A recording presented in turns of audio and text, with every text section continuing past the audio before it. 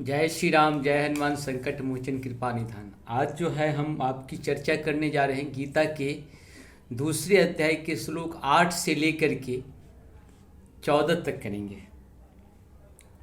8वां श्लोक है, नौ ही प्रपश्यामि मामापुद्यान यक्षो कमुक्षो सनमिन्द्रियाणाम् अवाप्य भूमां सम्पन्ये मृत्यंग राज्यं सुरानामपि चाधिपत्यम। अर्थात मुझे ऐसा कोई साधन नहीं दिखता जो मेरी इंद्रियों को सुखाने वाला इस शोक को दूर कर सके। स्वर्ग और देवताओं के आधिपत्य की तरह इस धन धान्य संपन्न सारी पृथ्वी पर निष्कंटक राज्य प्राप्त करके भी मैं इस शोक को दूर नहीं कर सकता। संजय वाच, एव मुक्त्वा ऋषिकेशे गुण्डाकेशे परन्तपः न योत्स्य इति गोविन्द अमुक्त्वा तृष्णी बभूव।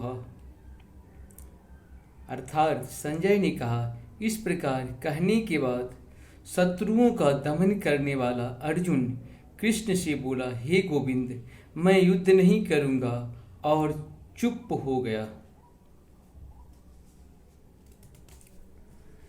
तमुवाच ऋषिकेशे प्रहसनीय भारत सेनयोरो भयोर्मध्ये विषीदन्तमिदं वचः। अर्थात हे भरतवंशी धृतराष्ट्र, उस समय दोनों सेनाओं के मध्य शोकमग्न अर्जुन से कृष्ण ने मानो हंसते हुए ये शब्द कहे। भगवान वाच, श्री भगवान वाच, अशोच्यान ओशोचस्त्वं प्रज्ञावादाच्छ भाससे गतासुंच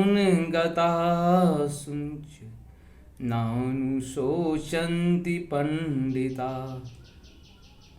अर्थात श्री भगवान ने कहा, तुम पांडित्यपूर्ण वचन कहते हुए उनके लिए शोक कर रहे हो जो शोक करने योग्य नहीं है। जो विद्वान होते हैं वे न तो जीवित के लिए न ही मृत्यु के लिए शोक करते हैं।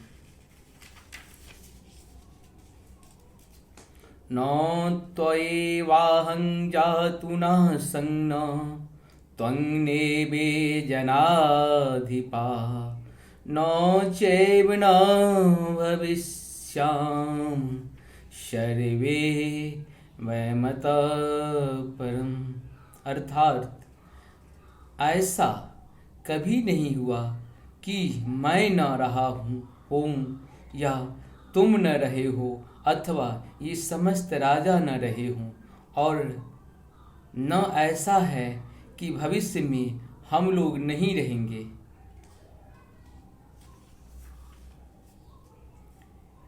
देहिनो अस्मिन्यथा देहे कौमारं यौवनं जरा तथा देहांतर प्राप्तिरिन्द्रियस्तत्र न मुह्यति।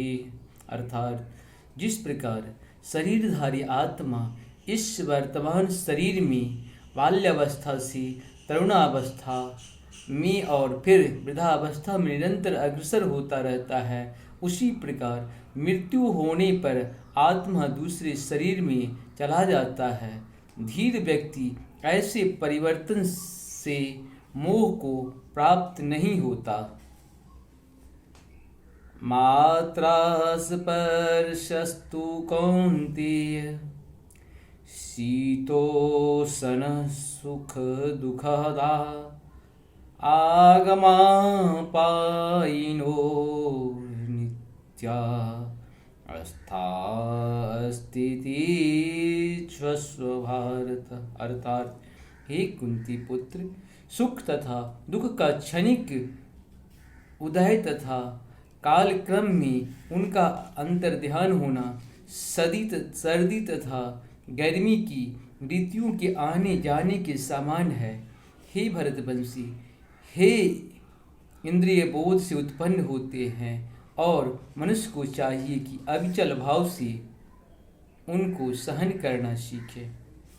यहाँ पे भगवान गीता में ये कहे हैं कि जब अर्जुन जो है सो कहते हैं हम युद्ध नहीं करेंगे क्योंकि हमारे सभी लोग हैं यहाँ पे, चाचा ताऊ ससुर सास, जितनी सास ससुर और साला सभी लोग यहाँ पे हैं, हम लोग कैसे युद्ध करें, इससे हमारे परिवार को बहुत क्षति हो जाएगा। तब भगवान कहते हैं कि देखो, इससे पहले भी हम लोग थे, बाद में भी हम लोग हैं, अभी भी हम लोग हैं।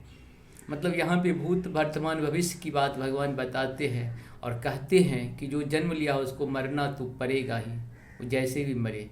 ठीक उसी प्रकार जो जिसका जीवन है उसका मृत्यु जरूर है, और जिसका मृत्यु है उसको जीवन भी है। जीवन तो उसके कर्म के आधार पे जो आप जिस जन्म में कर्म करते हैं या बहुत सारे पिछले जन्म के कर्म को कैरी फॉरवर्ड करके, आप ये बात हमेशा समझते होंगे, कोई बच्चा जो है राजा के परिवार में जन्म लेता है, वो कोई गरीब के परिवार में जन्म लेता है।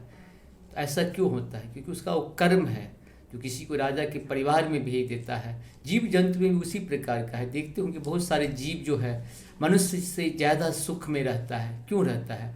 क्योंकि वो उतना, जीव भले ही बन गया हो, जंतु भले ही बन गया हो, लेकिन उसकी कर्म जो किया हुआ है, उसकी शरीर भले ही आप दूसरे जीव का हो, मनुष्य का ना हो, लेकिन उससे सुख जो है मनुष्य से ही बढ़ के मिलता है। यही मनुष्य का कर्म है। और भगवान यही कह रहे हैं कि आप जो है सो ये सोचना बंद करिए और अपने कार्य में लग जाइए। नमस्कार।